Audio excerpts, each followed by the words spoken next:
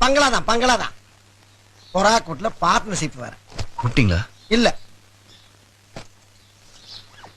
Hello hello, இப்ப கூப்பிட்டேன். கணக்கில் வந்திருக்கேன். ஆமாங்க. மாசம் 1500 சம்பளம் சொல்லியிருப்பாளே. ஒரு நிமிஷம். சொன்னாங்க. சாரி. இருக்கட்டும். காலம்பரம் நம்ம ஆத்திர டிப்பன் சொல்லியிருப்பாளே. சொன்னாங்க.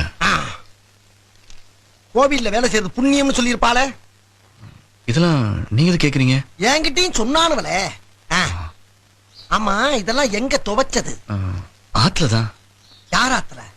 ஓடுற ஆத்துலதான். அது தெரியுது, ஈரமாவே இருக்கேன்னு கேட்டேன். துவைச்ச கையோட வேலை கிடைச்சிருச்சு, கிளம்பி வந்துட்டேன்.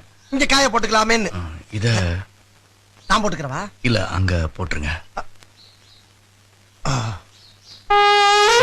கொஞ்சம் தள்ளிட்டு போட்டுருங்க. அவளை சுத்தம். நான் கொஞ்சம் ஆச்சாரம். பார்த்து. படாது. ஆமா, இவள் நேரம் உங்க வேலையை பாக்குறீல, என்ன பத்தி ஏதாவது கேட்டீங்களா? இத கொஞ்சம் அங்க வச்சிடுறீங்களா? என்ன சொன்னீங்க? வச்சுட்டு சொல்றேன். என்ன பத்தி கேளுங்க. என்ன? சரி சொல்லுங்க. பிகாம் படிச்சவன் போய் சொல்லி கணக்கில் வேலைக்கு சேர்ந்தவன் நான் காமா இருந்திருக்கணும். வேலைக்கு சேர்ந்த அன்னைக்கே பிகரை மைண்டன் பண்ணுவியான்னு ஒரு கேள்வியை கேட்டானுங்க.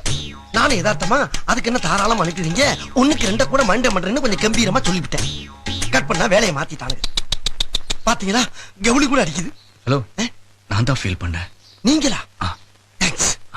அதுக்கப்புறம் தான் தெரிஞ்சது கணக்கு புக்கில் இருக்க பிகர் வேற, கணக்கு பண்ற பிகர் வேற. ஏன் விதி, அரசாங்க உத்தியோகம் பார்க்க வேண்டியதே லைட்டா டிலே ஆகுது. மறுபடியும் ஃபீலா? இல்ல, இது கவுலியா. இதுக்கு மட்டும் கத்துதா? அது எங்க? அது